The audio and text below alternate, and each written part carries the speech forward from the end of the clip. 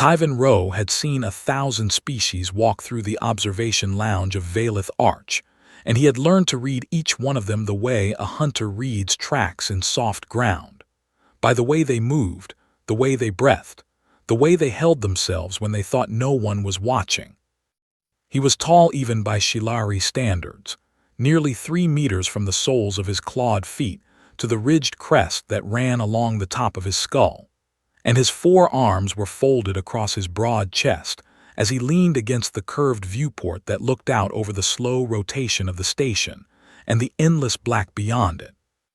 The lounge was busy tonight, filled with the low hum of a dozen languages and the sharp clink of drinking vessels and the occasional bark of laughter from species that laughed by barking. Tyvan was not here for the drinks or the company. He was here because the Shilari Diplomatic Corps had asked him to observe the station ahead of a trade summit, and observation was what Tyvan did best. That was when he noticed the small figure sitting alone at a corner table near the far viewport. It was tiny, barely reaching the middle of his chest if it had been standing, and it sat with its legs crossed on the oversized chair, a glowing datapad resting on its lap, its face tilted down as it read. Tyvan studied it with mild curiosity. The creature had smooth skin the color of warm sand, no visible scales or armor plating or chitin shell, no claws on its short blunt fingers, no fangs visible in its small closed mouth, no spines or quills or venom sacs along its neck. Its eyes were large and round and dark, framed by thin lines of hair above them, and its head was covered in a thick mass of dark hair pulled back and tied behind it. It wore a simple gray jumpsuit with a small emblem stitched over the left side of its chest, something Tyvan did not recognize. He tilted his head and ran through the species catalog in his mind. Too small for a Gorvan obviously, too smooth-skinned for a Keth, too soft-looking for a Veloci, and the proportions were wrong for a juvenile Delvari, though it was close enough that Tyvan's first instinct was to assume it was exactly that. A child of some mid-tier species, lost or left behind by careless parents while they conducted business elsewhere on the station. A pang of something like pity moved through his chest. The creature looked so fragile sitting there, so utterly defenseless in a station full of species that could break it apart without thinking, and Tyvan considered walking over and asking if it needed help finding its guardians. He was not the only one who had noticed. A pair of Andravi traders glanced at the small figure as they passed, and one of them clicked its mandibles in the Andravi equivalent of a dismissive shrug. Someone else's problem, someone else's offspring. A Veloci security officer near the door let his compound eyes sweep over the figure, and then moved on without a second glance. Nobody cared about one small lost creature in a station of 10,000 souls. The creature did not seem bothered by the lack of attention. It simply continued reading its datapad with an expression of calm focus, occasionally lifting a small cup of dark liquid to its lips and drinking from it.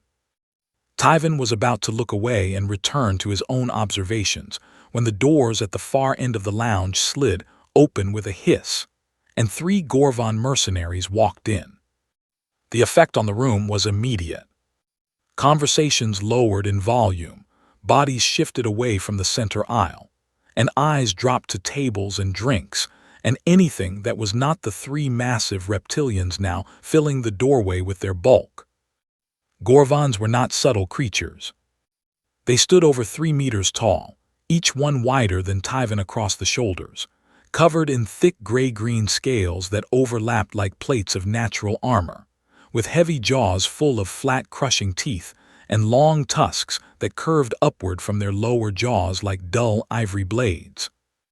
Their arms were thick as tree trunks, and their hands ended in claws that could punch through light hull plating.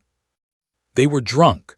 Tyvan could smell the sharp chemical tang of Gorvan spirits from across the room, and they were loud, shoving each other and laughing in deep rumbling bellows that vibrated the glasses on nearby tables.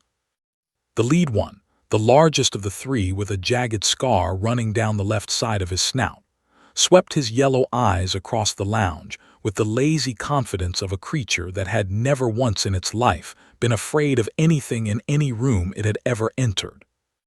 He grabbed a drink off a passing server's tray without asking, drained it in one gulp, and tossed the empty vessel over his shoulder where it shattered against the floor. Nobody said anything. Nobody moved. Station security was conspicuously absent, either elsewhere on the station or wisely choosing not to intervene with three drunk Gorvons who were armed with enough natural weaponry to make formal weapons redundant. The mercenaries moved through the lounge like boulders rolling downhill, knocking chairs aside, growling at anyone who did not move fast enough, and generally making it clear that the lounge now belonged to them and everyone else was just furniture. Tyven pressed himself back against the viewport and kept his four arms folded and his expression neutral. He was a diplomat, not a fighter, and he had no interest in becoming the evening's entertainment for three bored predators. The Gorvons made their way across the lounge, and then the lead one stopped. He had spotted the small figure in the corner. The creature, the supposed child, was still sitting in its chair, still reading its datapad, still sipping its dark drink, as if the arrival of three drunk apex predators had not registered at all. The Gorvon tilted his massive head and let out a low rumble of amusement that Tyven could feel in his bones. "What is this?" the Gorvon said in rough galactic common, his voice like gravel being crushed. "Whose hatchling is this? Did someone leave their runt behind?"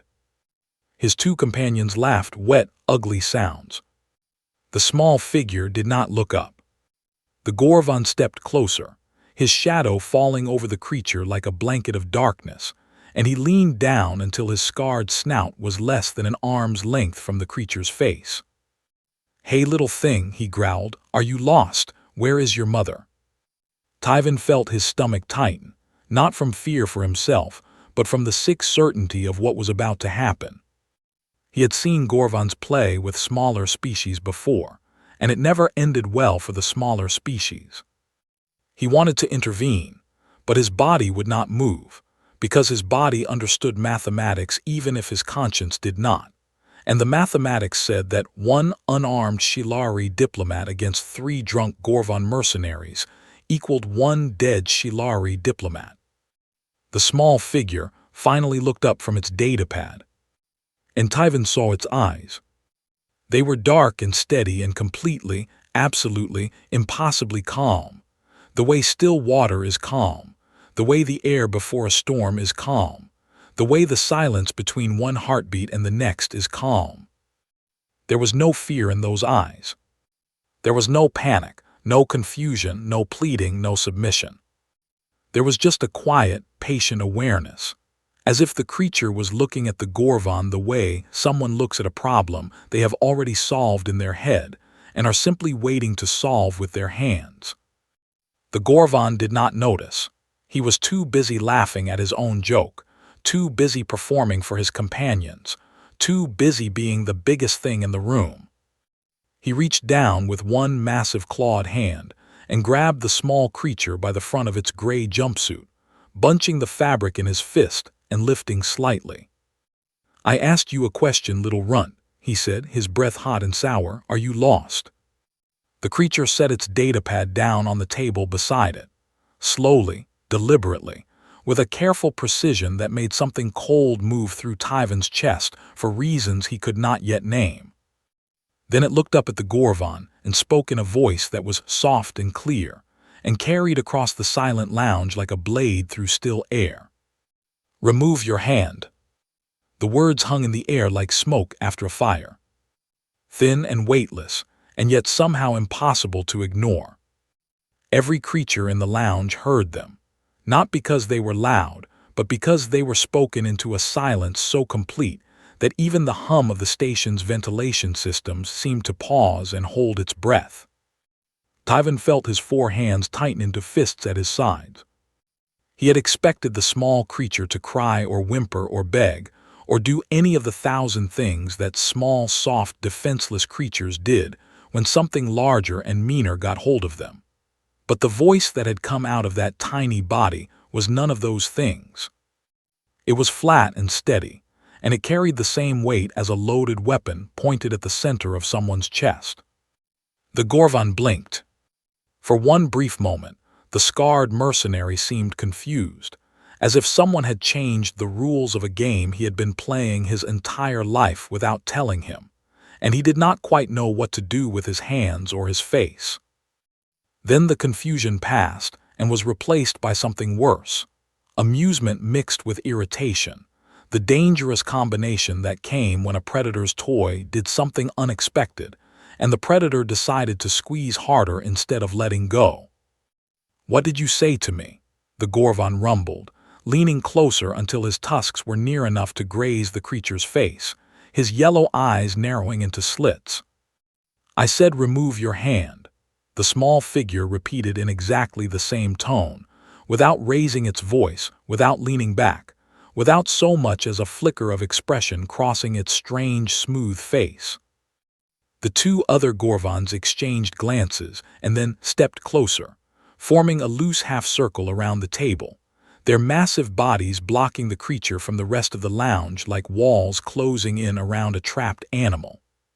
Except that the creature did not look trapped.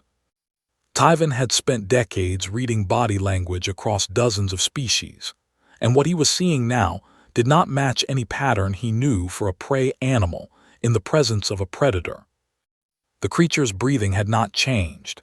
It was still slow and even and measured, the kind of breathing that Tyvan associated with deep sleep or deep meditation, not with mortal danger. Its hands were resting on its thighs, fingers slightly spread, palms down, and they were perfectly still, no trembling, no twitching, no unconscious clenching. Its shoulders had dropped slightly, not in a slump of defeat but in a subtle loosening, as if something that had been coiled tight inside the creature was now being allowed to unwind. And its weight had shifted. It was such a small thing that Tyvan almost missed it, but he had been trained to notice small things, and he noticed this.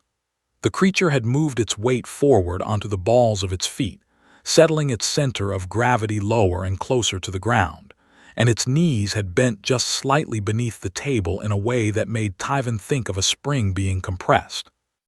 He had seen that posture before. Not in prey animals and not in frightened children, and not in any of the 1,000 helpless soft creatures he had pitied over the years. He had seen it in the razor-jaw stalkers of the Shilari deep forests, the apex ambush predators of his homeworld, the creatures that sat motionless and patient and perfectly calm in the tall grass, and watched their prey walk closer and closer and closer, until the distance was exactly right, and then they moved, and the prey was dead before it understood what had happened. A cold thread of something that was not quite fear, but was certainly not comfort wound its way through Tyvan's chest, and settled at the base of his spine. He wanted to shout a warning to the Gorvan, to tell him to let go and back away and leave the lounge and perhaps leave the station entirely. But the words stuck in his throat because his brain was still trying to reconcile what his instincts were screaming with what his eyes were showing him. A small, soft, clawless, fangless, armorless creature that should not be triggering every predator recognition alarm in his nervous system. The lead Gorvan squeezed harder.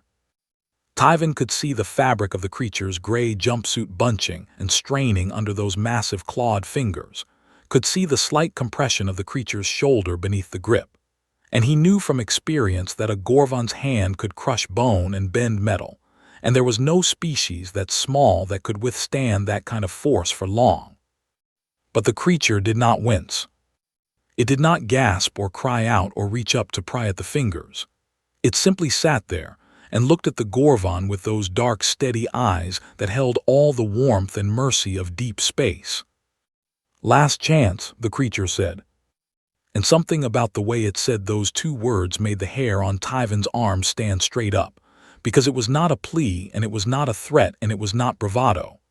It was a statement of fact, delivered with the same casual certainty as someone observing that water is wet or that stars are hot, and the fact behind the statement was this. The creature was giving the Gorvan a choice, and the choice had an expiration date, and the date was now. The Gorvan did not understand. How could he? He was the biggest thing in the room, the strongest thing on the station, a 3-meter wall of scale and muscle and tusk and claw, and the thing in front of him was small enough to fit inside his arms and soft enough to break with a careless gesture. He had spent his entire life in a galaxy that operated on a simple and reliable principle. Big things hurt small things, and small things ran away or died, and that was the natural order, and it had never once failed him. So he did what big things do when small things refuse to behave. He tightened his grip on the creature's jumpsuit and lifted. The creature came off the chair like it weighed nothing, dangling from the Gorvan's fist with its feet half a meter off the floor, and the Gorvan held it up and turned to his companions with a grin that showed every one of his flat, crushing teeth. "Look at this," he laughed, shaking the creature slightly like a doll. "It thinks it can tell me what to." He stopped, because the creature was smiling. It was a small smile, barely a curve at the corners of that soft, strange mouth, and it did not reach those dark eyes that were now locked onto the Gorvan's face with an intensity that made Tyvan take an involuntary step backward, even though he was 10 meters away. The creature lifted one small, blunt-fingered hand and placed it very gently on the Gorvan's wrist, not grabbing, not pushing, just resting there like a leaf settling on a branch. The Gorvan looked down at the hand on his wrist and laughed again, but the laugh was shorter this time and thinner, because somewhere deep in the ancient reptilian part of his brain, in the place where instinct lived before language and thought, something was beginning to whisper that the natural order was not as natural as he had always believed. Tyvan saw the creature's pupils dilate, not with fear, he realized now, but with focus, the way a lens adjusts before capturing an image in perfect clarity. He saw the tendons in the creature's small hand shift beneath its smooth skin. He saw its body go from still to ready in a transition so seamless that it was like watching liquid turn to ice. The same substance, the same shape, but fundamentally and dangerously different in every way that mattered. The Gorvan's 2 companions were still laughing. The rest of the lounge was still silent. And Tyvan understood with sudden terrible certainty that he was not watching a predator toy with its prey. He was watching prey that had never been prey at all, that had been sitting in that chair and reading its datapad and drinking its dark liquid and waiting with a patience that went beyond calm into something primal and old and hungry. The creature looked up at the Gorvan one final time. "I warned you," it said softly. And then it moved. And the galaxy changed. 11 seconds. That was how long it took, and in the years that followed, when the story was told and retold across stations and ships and worlds from one edge of the conquered to the other, the number was always the same because the station's security recordings confirmed it down to the fraction, and every species that heard it struggled with the same disbelief. 11 seconds for a creature half the size of a Gorvan, with no claws and no fangs and no armor and no venom, to dismantle 3 of the most dangerous mercenaries in the quadrant. Tyvan watched it happen and could not understand what he was seeing. Not because it was too complex, but because it was too fast, too fluid, too alien in its precision. And his mind kept trying to fit what his eyes were recording into categories that did not exist in any combat framework he had ever studied. The creature, the small soft thing that everyone in the lounge had dismissed as someone's lost child, did not fight the way any species in the galactic conquered fought. It did not charge like a Gorvan or slash like a Keth or spray venom like a Pelathi or puff up and display like an Andravi. It did none of the things that a body was supposed to do when violence began, none of the ancient biological scripts that every predator and prey species in the galaxy followed like sacred text. Instead, it did something that Tyvan's brain could only describe as impossible. The creature's small hand, the one resting gently on the Gorvan's wrist, moved. It did not pull or push or strike. It rotated, turning inward with a quick, precise twist that targeted a specific point on the inside of the Gorvon's massive wrist where two bones met, and a cluster of nerves lay just beneath the surface of the scales. The Gorvon's hand spasmed open. Not because the creature was stronger. It was not even close, but because the twist had sent a jolt of white-hot pain through a nerve pathway that the Gorvon did not even know he had, and his fingers opened on pure reflex the way a hand opens when it touches something burning. The creature dropped from his grip and landed on its feet without a sound, knees bending to absorb the impact, and before the Gorvon could process what had happened, the creature's other hand shot forward and did something to the Gorvon's thumb. Tyvan heard the sound, a short, wet snap like a green branch breaking, and the Gorvon let out a bellow of shock and pain and stumbled backward, cradling his hand against his chest, staring down at his thumb, which was now bending in a direction that thumbs were not designed to bend. The creature had dislocated it. With one hand. In less than 2 seconds. And it had done it by targeting the one joint on a Gorvon's hand that was not protected by the thick overlapping scales that covered the rest of their body.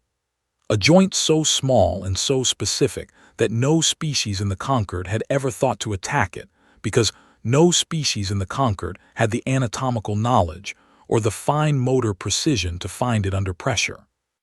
The second Gorvon roared and lunged forward, swinging one massive arm in a sweeping strike that could have taken the creature's head clean off its shoulders and sent it rolling across the lounge floor like a kicked ball. The creature was not there.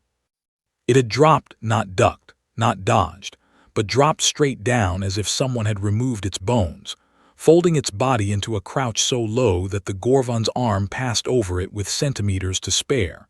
And Tyvan heard several gasps from the watching aliens because that level of flexibility was wrong.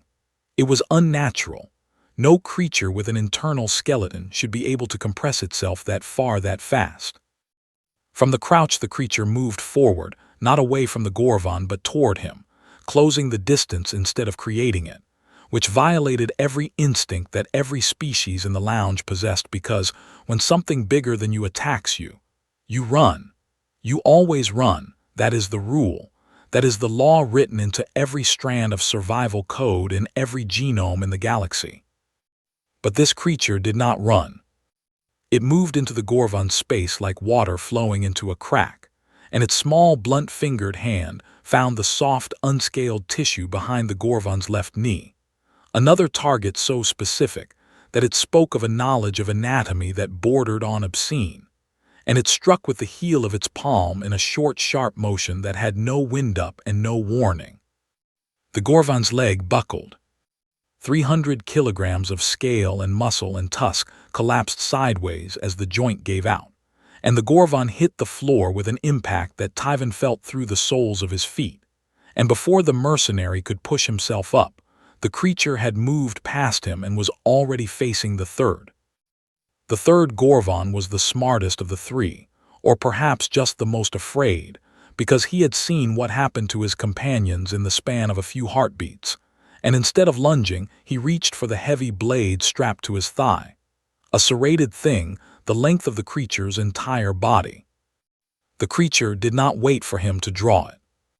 It crossed the distance between them in 2 steps, short, quick steps that covered ground faster than they had any right to. And it did something with its body that Tyvan could not follow, a spinning motion that used the creature's own momentum to deliver a strike to the Gorvon's inner elbow with the edge of its forearm. The Gorvon's arm went limp, just for a second, just long enough, and the blade clattered to the floor, and then the creature was behind him somehow, and one of its small hands was pressing against a spot on the side of the Gorvon's thick neck, while the other gripped his wrist and twisted it up behind his back at an angle that made the massive reptilian freeze in place with a strangled hiss of pain. The Gorvon sank to his knees. And then it was over. 11 seconds. 3 Gorvon mercenaries on the floor of the observation lounge. One clutching a dislocated thumb and gasping, one trying to stand on a leg that would not hold him, and one kneeling with his arm pinned behind his back, and a small soft hand pressing against the nerve cluster in his neck that was one squeeze away from unconsciousness. None of them were dead. None of them were permanently damaged. Every injury was precise and measured and recoverable, and that fact landed in Tyvan's mind like a stone dropping into still water, because it meant that the creature had not been fighting for its life. It had been choosing, in the middle of violence, with 3 opponents twice its size, exactly how much harm to inflict and no more. It had been in control the entire time. The lounge was silent in a way that Tyvan had never experienced before. Not the silence of shock, though there was shock, and not the silence of fear, though there was fear, but the silence of a fundamental assumption being shattered, the silence that follows when every creature in a room realizes at the same moment that the world does not work the way they thought it did. The creature released the 3rd Gorvan and stepped back. It reached over to the table where its datapad still sat, picked it up, and tucked it under its arm. It straightened the front of its gray jumpsuit, where the Gorvan's grip had wrinkled the fabric, running its small hands over the material with the casual ease of someone smoothing a shirt before a meeting. Then it sat back down in its chair. It crossed its legs. It picked up its cup of dark liquid and took a sip. And it went back to reading. Tyvan stared at the creature, at the small, soft, clawless, fangless, armorless thing that had just taken apart 3 Gorvan mercenaries with its bare hands using nothing but speed and precision, and a knowledge of anatomy so deep and so specific that it implied something about the creature's species that made Tyvan's blood run cold. Because to know that much about where other bodies break, a species would have to have spent a very long time, generations, centuries, millennia, studying the art of breaking them. The creature sipped its drink. Its hands were perfectly steady. It had not even broken a sweat. Station security arrived 14 minutes after the incident, which meant they had been precisely 14 minutes too late to do anything useful and precisely on time to do what security forces across the galaxy did best: show up after the violence was over and ask questions about it.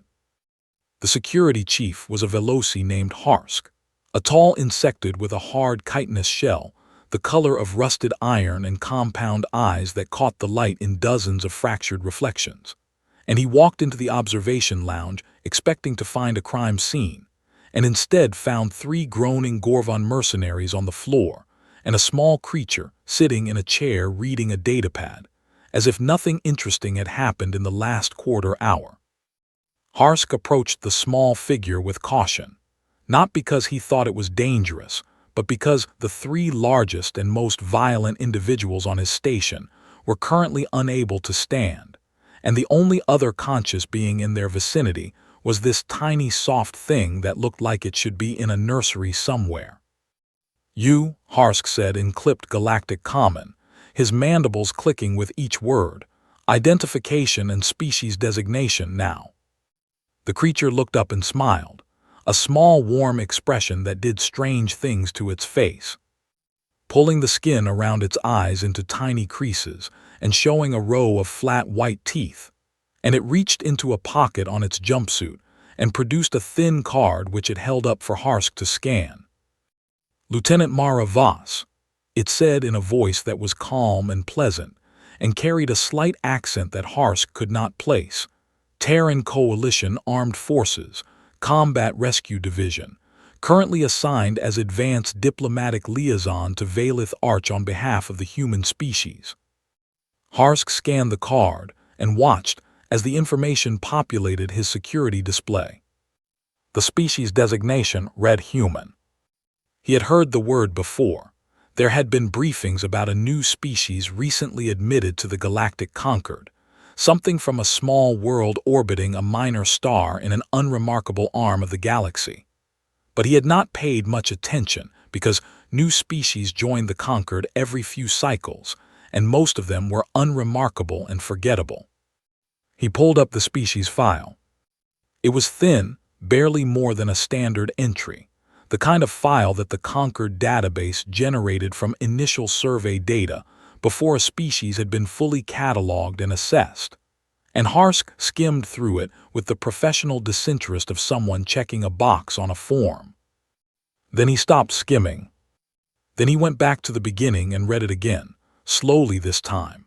And as he read, his compound eyes widened segment by segment until every facet was fully open and taking in light at maximum capacity, which was the Veloci equivalent of a dropped jaw. The file started with basic biology, and even that was enough to make Harsk's antennae flatten against his skull. The creature, the human, was not a juvenile. It was a fully mature adult of its species, and its size was normal, and its soft skin and blunt fingers and flat teeth were not signs of youth or underdevelopment, but were instead the standard configuration of a species that had evolved on a world so hostile that it had not needed claws or fangs or armor, because it had developed something worse. The file called them persistence predators. Harsk read the entry 3 times to make sure the translation was correct, because the concept was so alien to his understanding of predation that he initially assumed it was an error. Most predators in the galaxy killed through ambush or overwhelming force or venom or speed.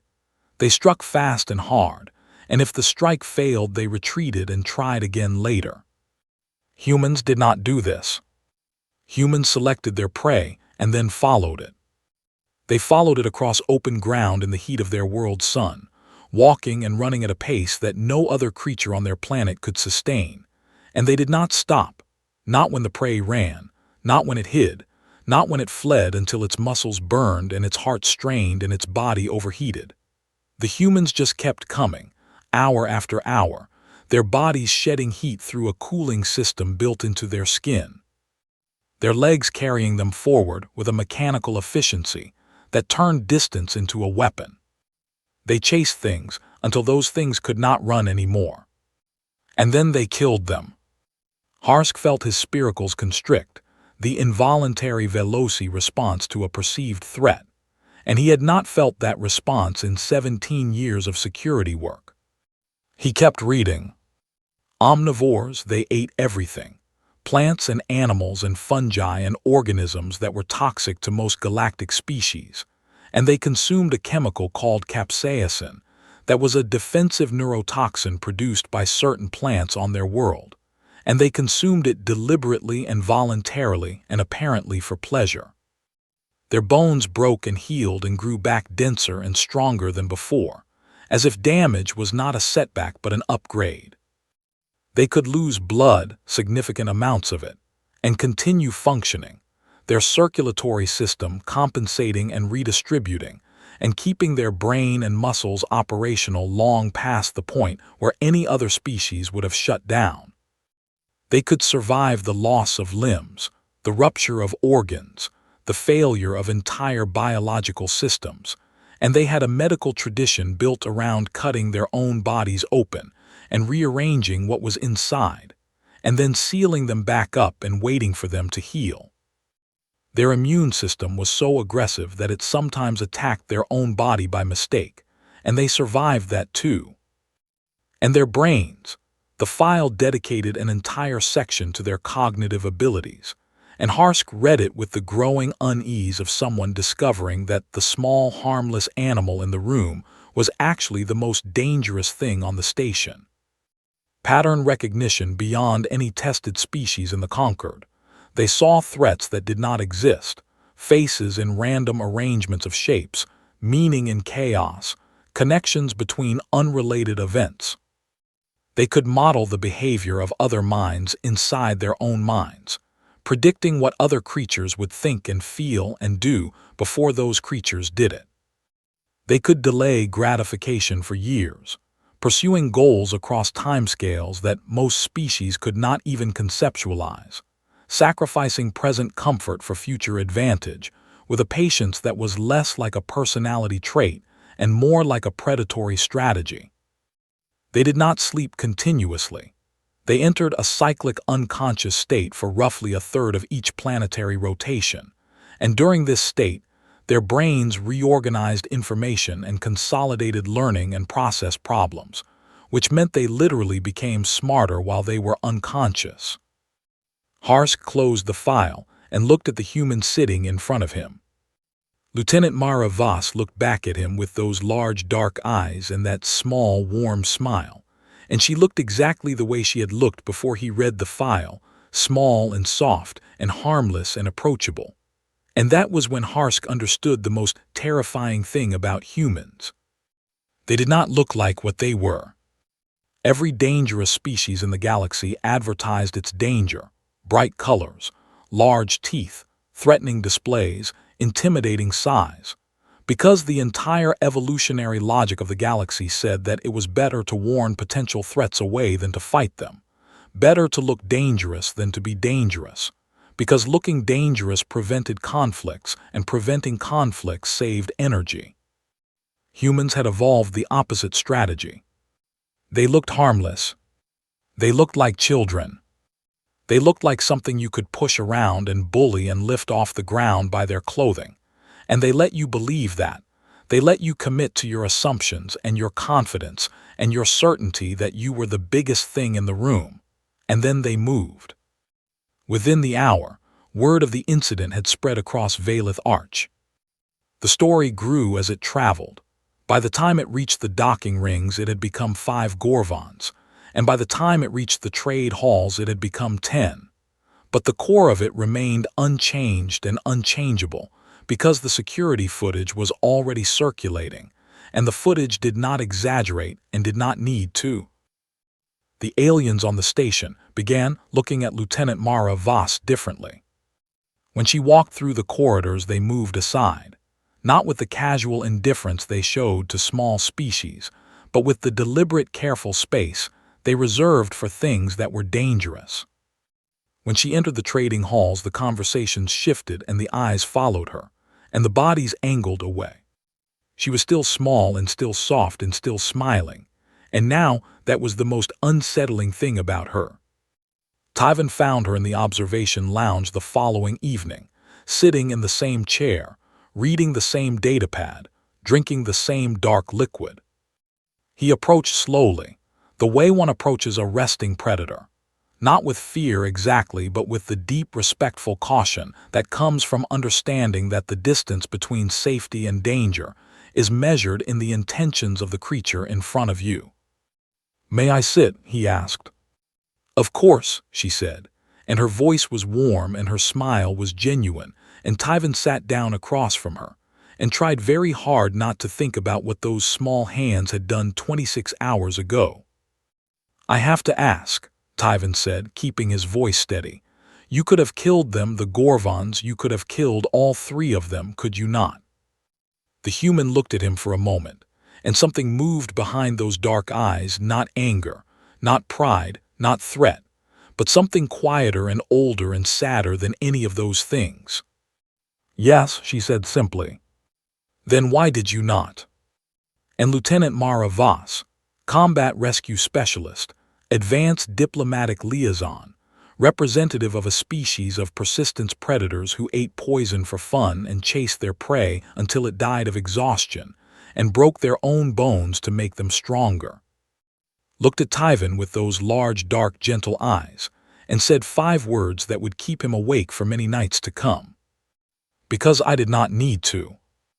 And Tyven understood then that those 5 words were not a boast and not a platitude and not a philosophy. They were a boundary marker, a line drawn in the sand by a creature that had absolute certainty about where the line was and what lived on the other side of it. He realized he never wanted to see what crossed that line. The Conquered Assembly Chamber was the largest enclosed space on Valeth Arch, a vast circular amphitheater carved into the heart of the station, ringed with tiered seating that rose upward like the inside of a bowl, every seat designed to accommodate a different species, every section equipped with translation systems that could render speech into 412 languages in real time.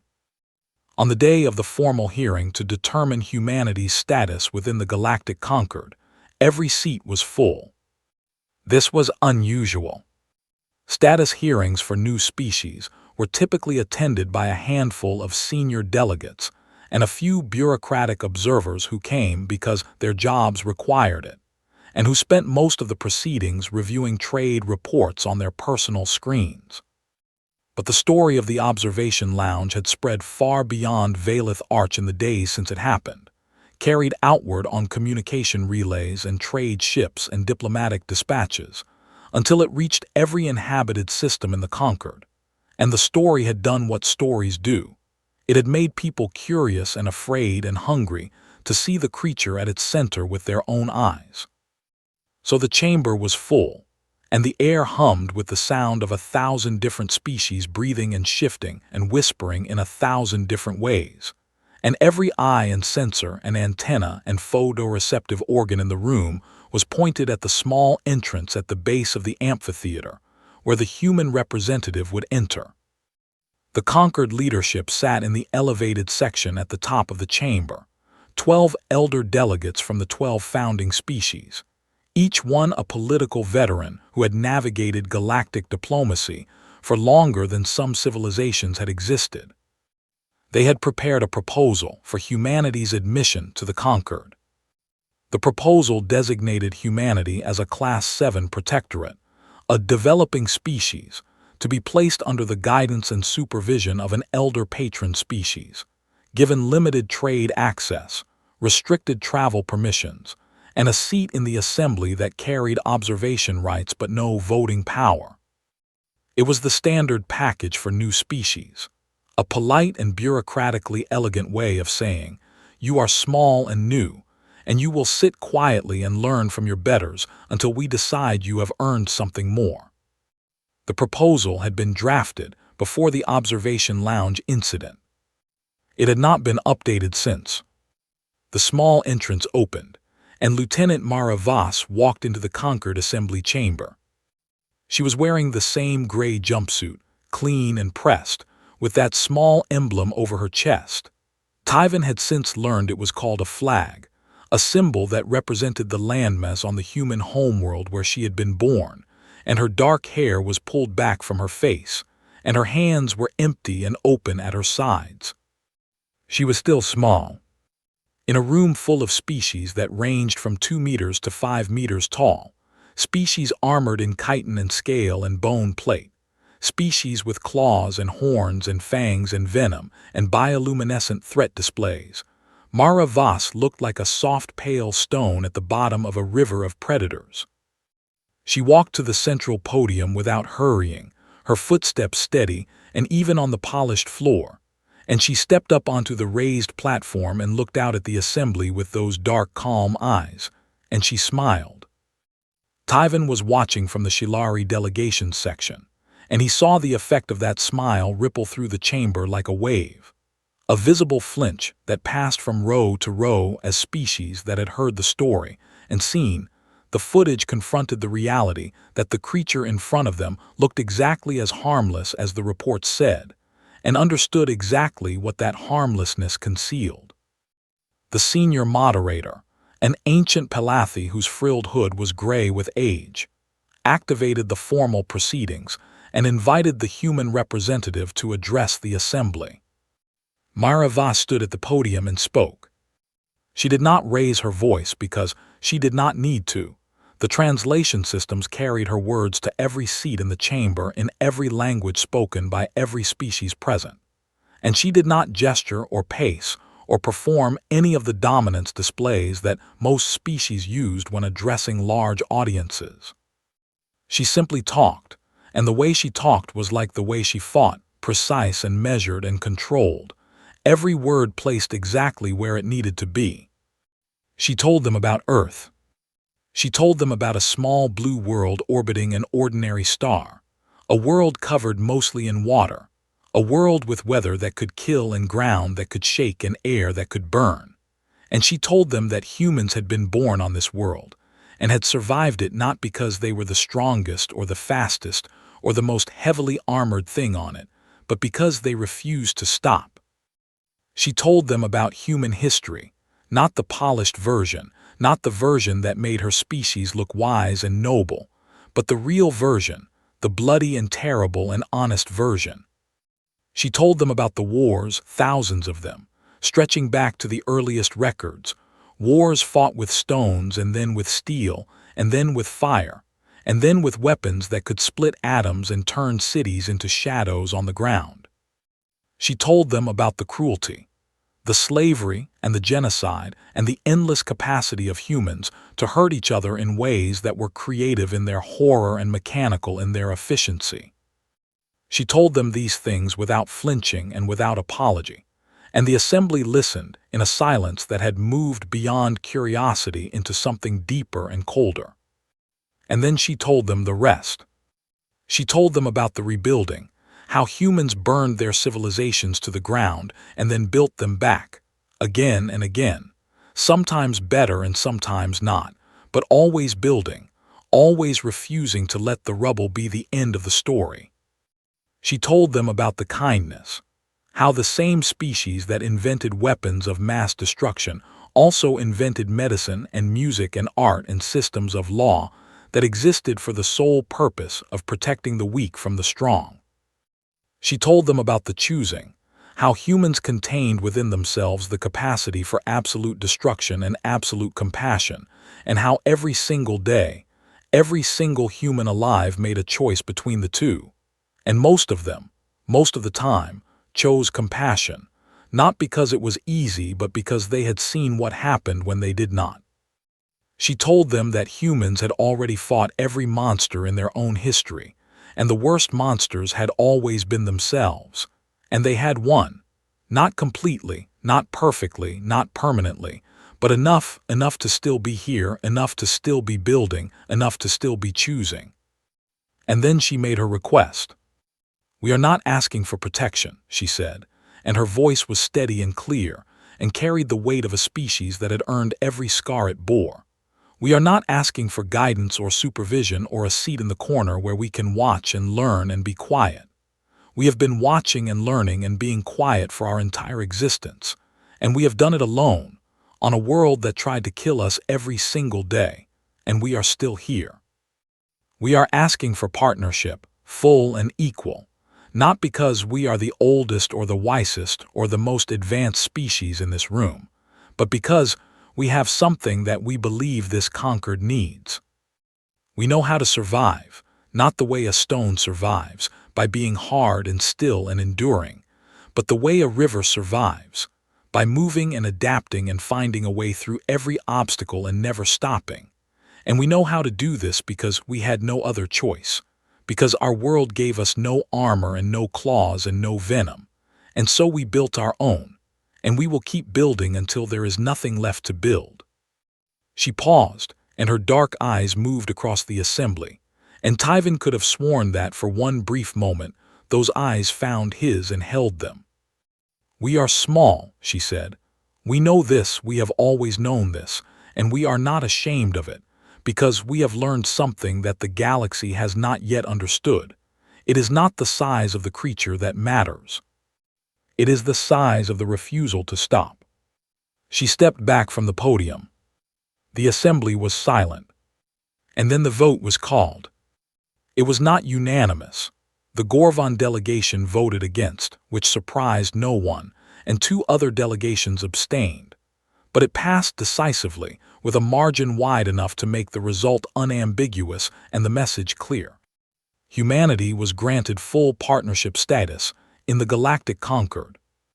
Not protectorate, not junior membership, not observation rights, full partnership, with full voting power, full trade access, full diplomatic recognition, and a permanent seat in the assembly equal to any of the founding species. The vote was not driven by admiration, though some delegates admired what they had heard. It was driven by mathematics. A species that small, that soft, that gentle-looking, a species that could sit in a chair and read a book while 3 armed mercenaries surrounded it, that could dismantle those mercenaries in 11 seconds without killing any of them, that could smile afterward and explain with perfect calm that it simply had not needed to use lethal force. That was not a species you wanted to refuse, not a species you wanted to insult, not a species you wanted to push into a corner and make desperate. Because desperate humans, as Mara had quietly made clear, were the thing that humans themselves feared most. And if humans feared it, then the galaxy should be terrified of it. 3 days later, the first human diplomatic vessel arrived at Valeth Arch. Tyvan stood in the docking bay and watched as the ship's doors opened and the humans came out. There were dozens of them, all small, all soft-skinned, all flat-toothed and blunt-fingered and utterly lacking in any visible natural weaponry, and every single one of them was smiling. They poured out into the station like a warm tide, shaking hands and offering gifts and greeting every species they encountered with a warmth and openness that seemed completely at odds with everything the station now knew about what those small soft bodies could do. A human woman approached Tyvan, shorter even than Mara, with bright eyes and a wide smile, and a small box in her hands that she held out to him. "Hi," she said in careful Galactic common. "We brought chocolate. It is a food from our world. We thought you might like to try it." Tyvan took the box with 2 of his 4 hands and looked down at the small creature, and tried to reconcile the warmth in her eyes with the knowledge of what her species was: persistence predators, endurance hunters, survivors of a world that had thrown every form of destruction at them, and watched in horror as they got back up every single time. He opened the box and looked at the dark brown substance inside. "Is it safe?" he asked, and his voice came out steadier than he expected. The human woman laughed, a bright clear sound like water over stones, and said, "For you, yes, we checked, though I should warn you it contains a mild stimulant that might make you a little more alert than usual." Tyvan picked up one of the brown pieces and placed it in his mouth and chewed, and his eyes widened because it was extraordinary, rich and sweet and complex in a way that no food he had ever tasted had been. And he looked down at the human, and for the first time since the observation lounge, he smiled back at her. "Thank you," he said. She extended her hand, a human greeting. He had learned, and he reached down and took it in one of his, wrapping his long fingers gently around her small ones. Her grip was warm and soft and steady. And beneath the softness, just barely, just enough to notice if you were paying attention, Tyvan could feel it, the coiled strength, the restrained power, the quiet hum of a body that was built to chase and endure and outlast and never stop. It was the grip of a species that chose to be gentle. And that choice, Tyvan understood now, was the most human thing about them. Not the strength, not the speed, not the terrifying precision or the impossible endurance, but the choice, made fresh every moment of every day, to use those gifts not for destruction but for chocolate and handshakes and bright warm smiles offered freely to strangers. He held her hand a moment longer than custom required, and she let him, and something passed between them that was not quite trust and not quite fear, but was perhaps the beginning of something that the galaxy had not had a word for until the humans arrived. Then he let go and she smiled again and moved on to greet the next delegate, leaving Tyvan standing in the docking bay with a box of chocolate in 2 hands and a quiet revolution unfolding in his chest. Behind him, through the viewport, the stars turned slow and silent and ancient. And among them, somewhere out in the dark, there was a small blue world where a small soft species was just beginning to reach out into the galaxy with open hands and warm smiles, and an unshakable refusal to ever stop. They had mistaken kindness for weakness, gentleness for fragility, and smallness for insignificance. The galaxy would not make that mistake again.